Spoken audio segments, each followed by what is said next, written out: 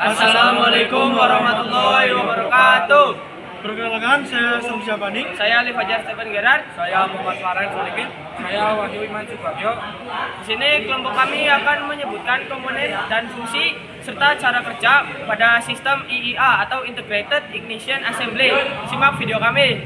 Di sini saya akan menyebutkan atau menunjukkan ignition coil beserta fungsinya.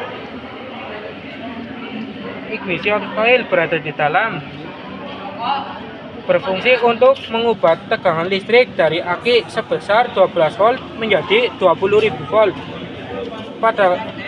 Pada ignition coil terdapat dua kumparan, yaitu kumparan primer dan kumparan sekunder. Yang pertama, kumparan primer berfungsi untuk menciptakan medan magnet dan memiliki jumlah lilitan kurang lebih 400 gulungan. Selanjutnya, kumparan sekunder berfungsi mengubah indukasi menjadi tegangan tinggi dan memiliki jumlah lilitan sebanyak 30.000. Lalu komponen yang selanjutnya yaitu pickup coil. Pickup coil berfungsi untuk mengubah gerakan motor menjadi gerakan sinyal listrik. Lalu ada rotor. Rotor berfungsi untuk membagi arus listrik dari ignition coil ke distributor kap dan ke masing-masing kabel busi. Ya, selanjutnya ada kabel busi. Kabel busi berfungsi untuk menyalurkan arus tegangan tinggi dan dari distributor kap ke masing-masing busi. Lalu ada busi. Busi berfungsi untuk memercikan bunga api. Lalu selanjutnya ada signal rotor sini di dalam sini. Dia berfungsi untuk memicu induksi pada pickup coil. Bentuk selanjutnya adalah sistem cara kerja pengapian tipe IA.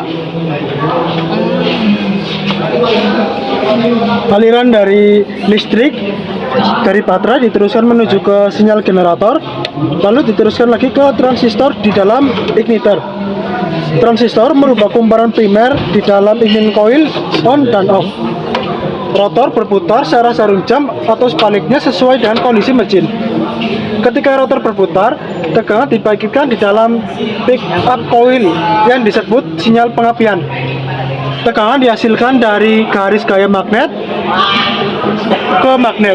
Ketika rotor diam, tidak ada perubahan garis gaya magnet. Ketika rotor berputar dan mendekati pick up coil, garis gaya magnet meningkat. Ketika rotor menjauhi pick up coil, garis gaya magnet menurun. Artinya, tegangan dihasilkan tergantung perubahan garis gaya magnet. Besar IMF yang dihasilkan tergantung posisi relatif rotor dengan pickup coil. Ketika rotor mendekati pickup coil, IMF meningkat. Jika rotor berhadapan dengan pickup coil, IMF menjadi 0. Jika kedua komponen menjauh, counter IMF dihasilkan. Perubahan IMF ini menyebabkan igniter merubah arus primer coil menjadi on dan off. Ketika engine berputar dan salah satu gigi mendekati pickup coil, tegangan dibagikan. Arus mengalir ke terminal base transistor.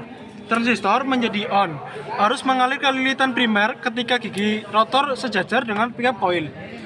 Tegangan pada pickup coil menurun dan transistor off.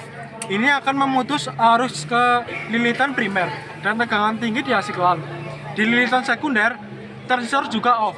Ketika tegangan dihasilkan dalam arah berlawanan dan di dalam pickup coil, dengan cara ini ketika engine hidup, transistor on dan off.